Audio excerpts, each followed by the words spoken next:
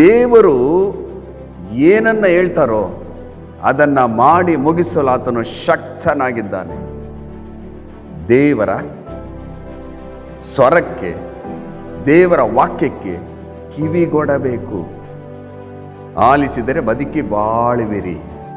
ಹಾಗಾದ್ರೆ ನೀವು ಈ ಲೋಕದಲ್ಲಿ ಆಶೀರ್ವಾದಕರವಾಗಿ ಬಾಳಬೇಕಾದ್ರೆ, ಎಲ್ಲ ಆಶೀರ್ವಾದಗಳನ್ನು ನೀವು ನಿಮ್ಮ ಜೀವಿತದಲ್ಲಿ ಹೊಂದಿಕೊಳ್ಳಬೇಕಾದ್ರೆ ದೇವರ ವಾಕ್ಯವನ್ನು ಆಲಿಸಬೇಕು, ಅದನ್ನು ಗಮನಿಸಬೇಕು. ದೇವರ ವಾಕ್ಯಕ್ಕೆ ನಮ್ರತೆಯಿಂದ ಎಡಗೊಡಬೇಕು. ದೇವರ ವಾಕ್ಯವನ್ನು ನಿಮ್ಮ ಜೀವಿತದಲ್ಲಿ ಅಳವಡಿಸಿಕೊಳ್ಳಬೇಕು. ಆಗ ಈ ಲೋಕದಲ್ಲಿ ಬದುಕಿ ಬಾಳಲು, ದೇವರಿಂದ ಎಲ್ಲ ಆಶೀರ್ವಾದವನ್ನು ಹೊಂದಿಕೊಳ್ಳಲು ಸಾಧ್ಯ. ದಾವೀದನಿಗೆ ಕೊಟ್ಟಂತ ಕೃಪಾ ವರಗಳನ್ನು, ಆಶೀರ್ವಾದಗಳನ್ನು ನಿಮಗೂ ಕೊಡಲು ಆತನು ಸಿದ್ಧನಿದ್ದಾನೆ. ಹಾಗಾದರೆ ಈ ವಾಕ್ಯದ ಮೂಲಕವಾಗಿ ದೇವರು ನಿಮ್ಮ ಸಂಗಡ ಮಾತನಾಡ್ತಿದ್ದಾರೆ. ನಿಮ್ಮ ಕಿವಿಯನ್ನು ದೇವರ ಕಡೆಗೆ ತಿರುಗಿಸಿರಿ. ದೇವರ ವಾಕ್ಯವನ್ನು ಆಲಿಸಿದರೆ ಬದುಕಿ ಬಾಳುವಿರಿ ಎಂಬುದಾಗಿ ದೇವರ ವಾಕ್ಯದಲ್ಲಿ ನೋಡುತ್ತೇವೆ.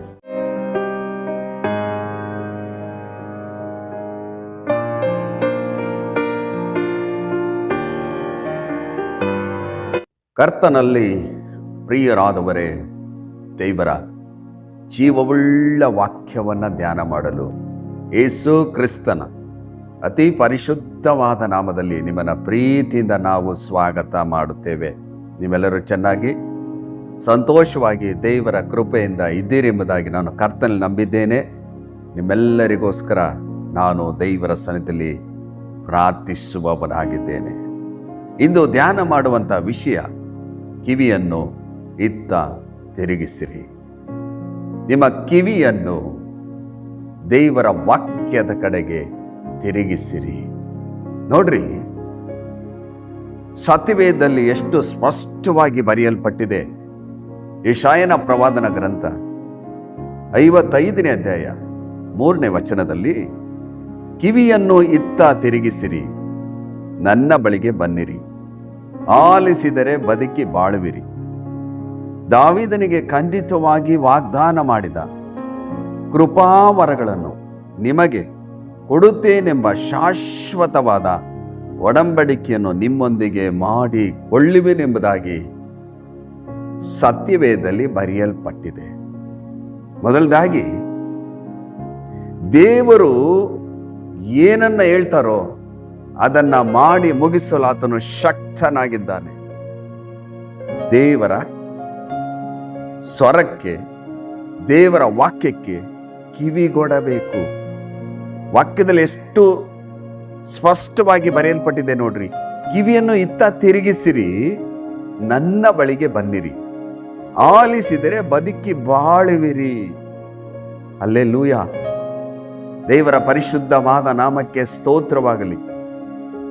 ನಿಮ್ಮ ಕಿವಿಯನ್ನು ದೇವರ ವಾಕ್ಯದ ಕಡೆಗೆ ತಿರುಗಿಸಿ ಆಲಿಸಿದರೆ ಬದುಕಿ ಬಾಳುವಿರಿ ಎಂಬುದಾಗಿ ದೇವರ ವಾಕ್ಯದಲ್ಲಿ ಬರೆಯಲ್ಪಟ್ಟಿದೆ. ನೋಡ್ರಿ, ದೇವರ ವಾಕ್ಯವನ್ನ ಕೇಳಿಸಿಕೊಳ್ಳಬೇಕು, ಅದನ್ನು ಆಲಿಸಬೇಕು, ಅದನ್ನು ಧ್ಯಾನಿಸಬೇಕು, ಆ ದೇವರ ಆಜ್ಞೆಗಳನ್ನು ಕೈಗೊಂಡು ನಡೆಯಬೇಕು. ದೇವರ ವಾಕ್ಯದಲ್ಲಿ ನಂಬಿಕೆ ಇಡಬೇಕು. ಆಗ ನೀವು ಬದುಕಿ ಬಾಳ್ತೀರಿ ಎಂಬುದಾಗಿ ದೇವರ ವಾಕ್ಯದಲ್ಲಿ ನೋಡುತ್ತೇವೆ. ಅನೇಕ ಜನರನ್ನು ನೋಡುವಾಗ ದೇವರ ವಾಕ್ಯಕ್ಕೆ ಆದ್ಯತೆಯನ್ನು ಕೊಡುವುದಿಲ್ಲ, ಅದನ್ನು ಆಲಿಸುವುದಿಲ್ಲ, ಗಮನಿಸುವುದಿಲ್ಲ, ಧ್ಯಾನಿಸುವುದಿಲ್ಲ, ದೇವರ ವಾಕ್ಯವನ್ನು ನಂಬುವುದಿಲ್ಲ. ಅದಕ್ಕಾಗಿಯೇ ಬದುಕಲು ಬಾಳಲು ಆಗುತ್ತಿಲ್ಲ, ಆಶೀರ್ವಾದಗಳನ್ನು ಹೊಂದಿಕೊಳ್ಳಲು ಆಗುತ್ತಿಲ್ಲ. ಕುಟುಂಬದಲ್ಲಿ ಕಷ್ಟಗಳು, ಕಣ್ಣೀರುಗಳು, ಬಾಧೆಗಳು, ಬಡತನಗಳು, ಸಾಲಗಳು, ಹೋರಾಟಗಳು, ಅನೇಕ ರೀತಿಯ ಸಮಸ್ಯೆಗಳಲ್ಲಿ ವೇದನೆ ಪಡುತ್ತಾ ಏನು ಮಾಡುವುದು, ಯಾವ ರೀತಿ ನಾನು ಬದುಕುವುದು, ಬಾಳುವುದು ಎಂಬುದಾಗಿ ವ್ಯಥೆ ಪಡ್ತಾರೆ. ದೇವರ ವಾಕ್ಯದಲ್ಲಿ ಏನು ಬರೆಯಲ್ಪಟ್ಟಿದೆ ಎಂಬುದಾಗಿ ನಾವು ಆಲಿಸಬೇಕು. ನಿಮ್ಮ ಕಿವಿಯನ್ನು ದೇವರ ಕಡೆಗೆ ತಿರುಗಿಸಿರಿ, ನನ್ನ ಬಳಿಗೆ ಬನ್ನಿರಿ ಎಂಬುದಾಗಿ ದೇವರು ಕರೀತಾ ಇದ್ದಾರೆ. ಆಲಿಸಿದರೆ ಬದುಕಿ ಬಾಳುವಿರಿ. ಹಾಗಾದ್ರೆ ನೀವು ಈ ಲೋಕದಲ್ಲಿ ಆಶೀರ್ವಾದಕರವಾಗಿ ಬಾಳಬೇಕಾದ್ರೆ, ಎಲ್ಲ ಆಶೀರ್ವಾದಗಳನ್ನ ನೀವು ನಿಮ್ಮ ಜೀವಿತದಲ್ಲಿ ಹೊಂದಿಕೊಳ್ಳಬೇಕಾದ್ರೆ ದೇವರ ವಾಕ್ಯವನ್ನು ಆಲಿಸಬೇಕು, ಅದನ್ನು ಗಮನಿಸಬೇಕು. ದೇವರ ವಾಕ್ಯಕ್ಕೆ ನಮ್ರತೆಯಿಂದ ಎಡಗೊಡಬೇಕು. ದೇವರ ವಾಕ್ಯವನ್ನ ನಿಮ್ಮ ಜೀವಿತದಲ್ಲಿ ಅಳವಡಿಸಿಕೊಳ್ಳಬೇಕು. ಆಗ ಈ ಲೋಕದಲ್ಲಿ ಬದುಕಿ ಬಾಳಲು, ದೇವರಿಂದ ಎಲ್ಲ ಆಶೀರ್ವಾದವನ್ನ ಹೊಂದಿಕೊಳ್ಳಲು ಸಾಧ್ಯ. ನೋಡ್ರಿ, ದಾವೀದನಿಗೆ ಖಂಡಿತವಾಗಿ ವಾಗ್ದಾನ ಮಾಡಿದ ಕೃಪಾವರಗಳನ್ನು ನಿಮಗೆ ಕೊಡುತ್ತೇನೆಂಬ ಶಾಶ್ವತವಾದ ಒಡಂಬಡಿಕೆಯನ್ನು ನಿಮ್ಮೊಂದಿಗೆ ಮಾಡಿಕೊಳ್ಳುವೆನು. ದಾವೀದನಿಗೆ ದೇವರು ಯಾವ ರೀತಿ ಆಶೀರ್ವಾದಗಳನ್ನು ಕೊಟ್ಟರು ಎಂಬುದಾಗಿ ನೋಡುವಾಗ, ಕೆಲವು ಕುರಿಗಳಿಂದ ಹೋಗುತ್ತಿದ್ದಂಥ ದಾವೀದನ್ನ ದೇವರು ಆರಿಸಿಕೊಂಡು ಅಭಿಷೇಕಿಸಿ ಅವನನ್ನ ರಾಜನಾಗಿ ಮಾಡಿ ಅವನ ಜೀವಿತವೆಲ್ಲ ಜಯವನ್ನ ಪಡೆಕೊಳ್ಳಲು ದೇವರು ಕೃಪೆಯನ್ನ ಕೊಟ್ಟರು. ಅದೇ ಕೃಪೆಯನ್ನು ನಿಮಗೂ ಕೊಡುತ್ತೇನೆಂದು ಶಾಶ್ವತವಾದ ಒಡಂಬಡಿಕೆಯನ್ನು ನಿಮ್ಮೊಂದಿಗೆ ಮಾಡಿಕೊಳ್ಳುವೆನು.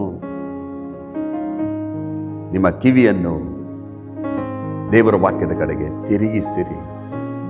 ಆಲಿಸಿದರೆ ಬದುಕಿ ಬಾಳುವಿರಿ. ನನ್ನ ಬಳಿಗೆ ಬನ್ನಿರಿ, ದೇವರ ವಾಕ್ಯವನ್ನು ಆಲಿಸಿರಿ.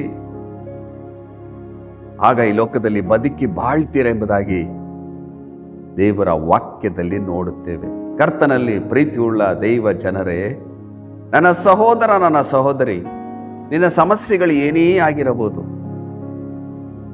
ನಿಮ್ಮ ಅಗತ್ಯತೆಗಳು ಎಷ್ಟಿರಬಹುದು, ಮರಣದ ಹಾಸಿಗೆಯಲ್ಲಿ ನೀವಿರಬಹುದು, ಕೆಲಸವಿಲ್ಲದೆ ಪರಿತಪಿಸ್ತಿರಬಹುದು, ಏನು ಮಾಡಬೇಕೆಂಬುದಾಗಿ ದಿಕ್ಕು ಕಾಣದೆ ತಡವರಿಸುತ್ತಿರಬಹುದು.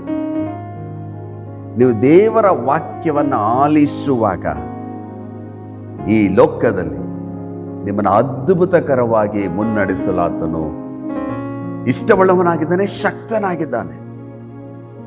ದಾವೀದನಿಗೆ ಕೊಟ್ಟಂತ ಕೃಪಾ ವರಗಳನ್ನ, ಆಶೀರ್ವಾದಗಳನ್ನ ನಿಮಗೂ ಕೊಡಲು ಆತನು ಸಿದ್ಧನಿದ್ದಾನೆ. ಹಾಗಾದ್ರೆ ಈ ವಾಕ್ಯದ ಮೂಲಕವಾಗಿ ದೇವರು ನಿಮ್ಮ ಸಂಗಡ ಮಾತನಾಡ್ತಿದ್ದಾರೆ. ನಿಮ್ಮ ಕಿವಿಯನ್ನು ದೇವರ ಕಡೆಗೆ ತಿರುಗಿಸಿರಿ, ದೇವರ ವಾಕ್ಯವನ್ನ ಆಲಿಸಿರಿ. ಆಲಿಸಿದರೆ ಬದುಕಿ ಬಾಳುವಿರಿ ಎಂಬುದಾಗಿ ದೇವರ ವಾಕ್ಯದಲ್ಲಿ ನೋಡುತ್ತೇವೆ. ನೋಡ್ರಿ ಪ್ರಿಯರೇ, ಯೆರೆಮೀಯನ ಪ್ರವಾದನ ಗ್ರಂಥ 1ನೇ ಅಧ್ಯಾಯ 19ನೇ ವಚನದಲ್ಲಿ, ಅವರು ನಿನಗೆ ವಿರುದ್ಧವಾಗಿ ಯುದ್ಧ ಮಾಡುವರು, ಆದರೆ ನಿನ್ನನ್ನು ಸೋಲಿಸಲಾಗುವುದಿಲ್ಲ. ನಿನ್ನನ್ನು ಉದ್ಧರಿಸಲು ನಾನೇ ನಿನ್ನೊಂದಿಗಿರುವೆನು. ಇದು ಯೆಹೋವನಾದ ನನ್ನ ಮಾತು. ಇದು ದೇವರ ಮಾತು. ವೈರಿಯಾದ ಸೈತಾನು ನಿಮಗೆ ವಿರುದ್ಧವಾಗಿ ಯುದ್ಧ ಮಾಡ್ತಾನೆ. ಅನೇಕ ಹೋರಾಟಗಳನ್ನ, ಸಮಸ್ಯೆಗಳನ್ನ ತರ್ತಾನೇ ಇರ್ತಾನೆ. ಅವನು ಯುದ್ಧ ಮಾಡ್ತಾನೆ. ಆದರೆ ವಾಕ್ಯದಲ್ಲಿ ಏನು ಬರೆಯಲ್ಪಟ್ಟಿದೆ? ಆದರೆ ನಿನ್ನನ್ನು ಸೋಲಿಸಲಾಗುವುದಿಲ್ಲ, ನಿನ್ನನ್ನು ಉದ್ಧರಿಸಲು ನಾನೇ ನಿನ್ನೊಂದಿಗಿರುವೆನು. ಇದು ಯೆಹೋವನಾದ ನನ್ನ ಮಾತು. ಈ ದೇವರ ಮಾತನ್ನ ಆಲಿಸಬೇಕು, ದೇವರ ಮಾತನ್ನ ನಂಬಬೇಕು, ದೇವರ ವಾಕ್ಯವನ್ನ ಪ್ರೀತಿಸಬೇಕು. ದೇವರು ಏನನ್ನ ಹೇಳ್ತಾರೋ ಅದನ್ನ ನನ್ನ ಜೀವಿತದಲ್ಲಿ ಮಾಡಿ ಮುಗಿಸ್ತಾರೆ ಎಂಬುದಾಗಿ ನಂಬಬೇಕು. ಯಾಕಂದ್ರೆ ದೇವರ ಮಾತುಗಳು ಕಾರ್ಯ ಸಾಧನೆ ಮಾಡ್ತದೆ. ದೇವರು ಸುಳ್ಳಾಡುವ ದೇವರಲ್ಲ, ಆತನು ಸತ್ಯವುಳ್ಳ ದೇವರು, ಸತ್ಯವನ್ನೇ ಮಾತನಾಡುವ ದೇವರು. ನಿಮಗೆ ವಿರುದ್ಧವಾಗಿ ಯುದ್ಧಗಳು ನಡೀತದೆ, ಆದರೆ ನಿನ್ನನ್ನು ಸೋಲಿಸಲಾಗುವುದಿಲ್ಲ.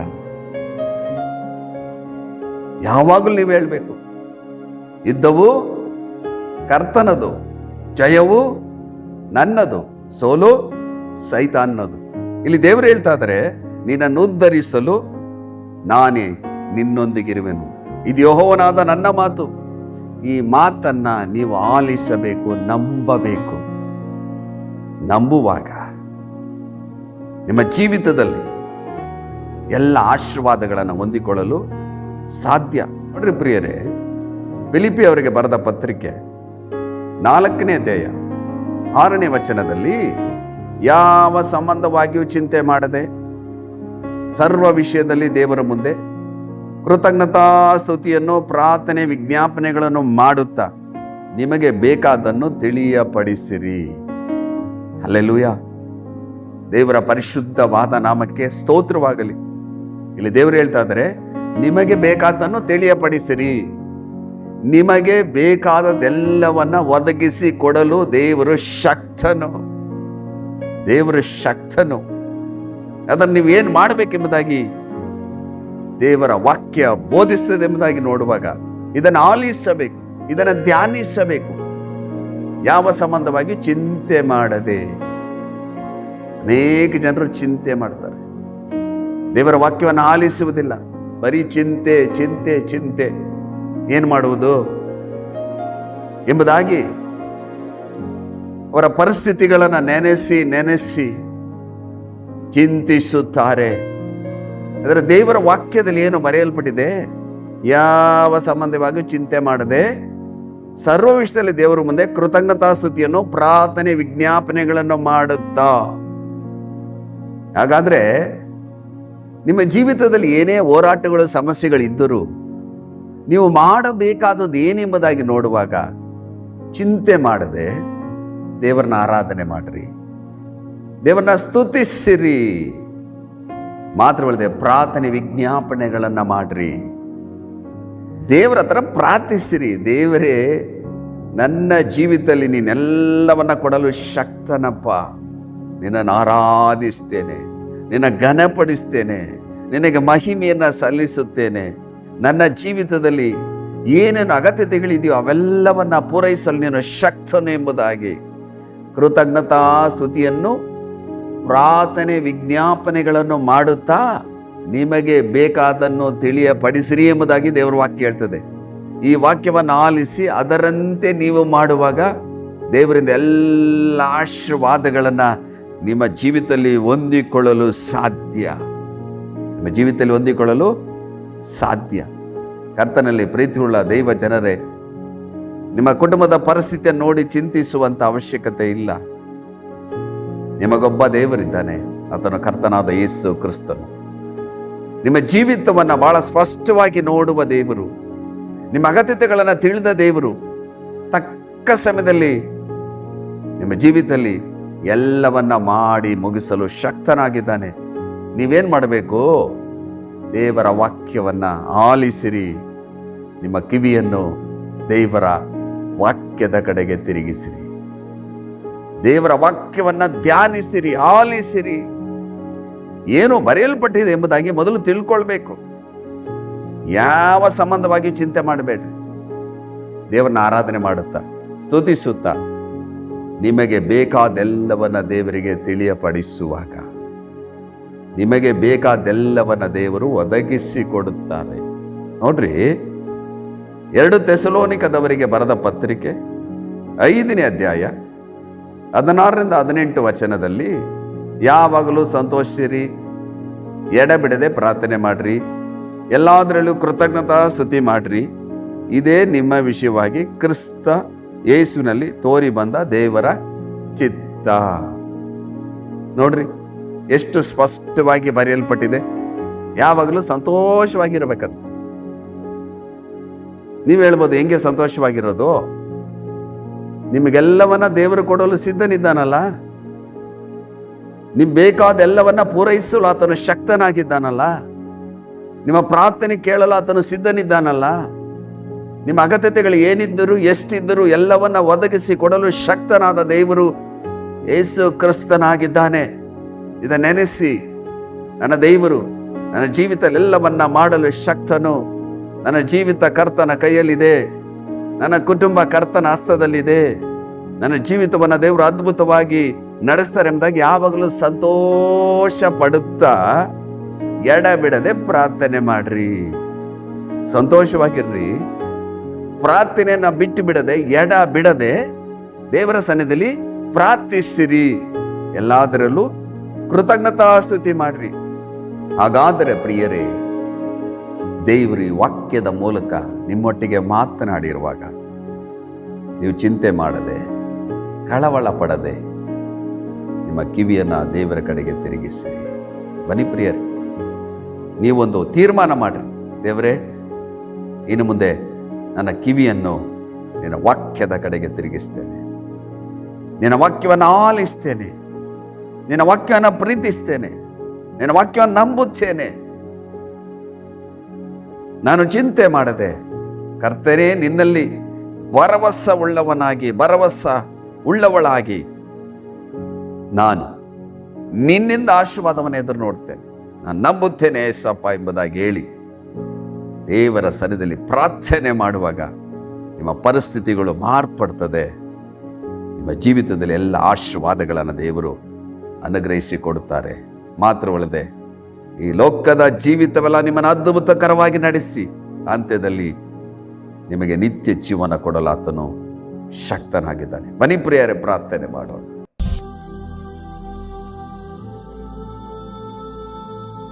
ನಮ್ಮನ್ನ ಅತಿಶಯವಾಗಿ ಪ್ರೀತಿ ಮಾಡಿದಂಥ ನಮ್ಮ ಪರಲೋಕದ ತಂದೆಯಾದ ದೇವರೇ, ನಿಮ್ಮ ಕಿವಿಯನ್ನಿತ್ತ ತಿರುಗಿಸಿರಿ, ನನ್ನ ಬಳಿಗೆ ಬನ್ನಿ, ಆಲಿಸಿದರೆ ಬದುಕಿ ಬಾಳುವಿರಿ ಎಂಬುದಾಗಿ ಹೇಳಿದ್ರಿ ಸ್ವಾಮಿ.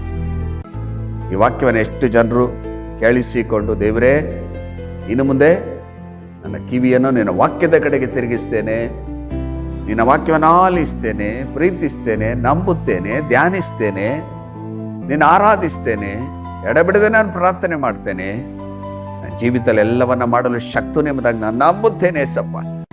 ಜೀವಿತದಲ್ಲಿ ಎಲ್ಲವನ್ನ ಮಾಡಿ ಮುಗಿಸಿರಿ ಎಂಬುದಾಗಿ ಎಷ್ಟು ಜನರು ಪ್ರಾರ್ಥನೆ ಮಾಡ್ತಿದ್ದಾರೋ ಆ ಮನೆಯಲ್ಲಿ ಅವರೆಲ್ಲರ ಮೇಲೆ ನಿನ್ನ ಪ್ರಸನ್ನತೆ ಇಳಿದು ಬರಲಿ ಸ್ವಾಮಿ. ಪರಿಶುದ್ಧಾತ್ಮನ ಆಳ್ವಿಕೆ, ಪರಿಶುದ್ಧಾತ್ಮನ ಒಡೆತನ ಉಂಟಾಗಲಿ. ಮಾತ್ರವಲ್ಲದೆ ಕರ್ತನೆ, ಅವರ ಕುಟುಂಬದಲ್ಲಿ ಏನು ಸಮಸ್ಯೆಗಳಿದೆಯೋ, ಏನು ಹೋರಾಟಗಳಿದೆಯೋ, ಏನು ಅಗತ್ಯತೆಗಳಿದೆಯೋ ಎಲ್ಲವನ್ನ ತಿಳಿದ ದೇವರು ಒಂದು ವೇಳೆ ಮರಣದ ಹಾಸಿಗೆಯಲ್ಲಿರಬಹುದು, ಅವ್ರಿಗೆ ಆರೋಗ್ಯ ಕೊಟ್ಟರು ಸ್ವಾಮಿ. ಅವರ ಕುಟುಂಬದಲ್ಲಿ ಏನೇನು ಅಗತ್ಯತೆಗಳು ಇದೆ ಎಂಬುದಾಗಿ ನೀನು ತಿಳಿದ ದೇವರು ಅವೆಲ್ಲವನ್ನ ಒದಗಿಸಿ ಕೊಡು. ಮಾತ್ರವಲ್ಲದೆ ಈ ಜೀವಳ ವಾಕ್ಯ ಅವರ ಜೀವಿತ 100% ಕಾರ್ಯ ಮಾಡೋದು. ಅವರ ಜೀವಿತ ಕಾಲವೆಲ್ಲ ನಿನ್ನ ವಾಕ್ಯವನ್ನ ಕೇಳಿಸಿಕೊಳ್ಳುತ್ತಾ, ನಿನ್ನ ವಾಕ್ಯವನ್ನು ಆಲಿಸುತ್ತಾ, ನಿನ್ನ ವಾಕ್ಯವನ್ನು ಧ್ಯಾನಿಸುತ್ತಾ, ನಿನ್ನ ವಾಕ್ಯದಲ್ಲಿ ಬೇರೂರು ನಿಲ್ಲುವಂತ ಕೃಪೆ ಕೊಡ್ರಿ. ಅದನ್ನು ಈಗಲೇ ಮಾಡಿದ್ದಕ್ಕಾಗಿ ಸ್ತೋತ್ರ. ಒಬ್ಬೊಬ್ಬರು ನೀನು ಆಶೀರ್ವಾದ ಮಾಡಿದ್ದಕ್ಕಾಗಿ ಸ್ತೋತ್ರಪ್ಪ.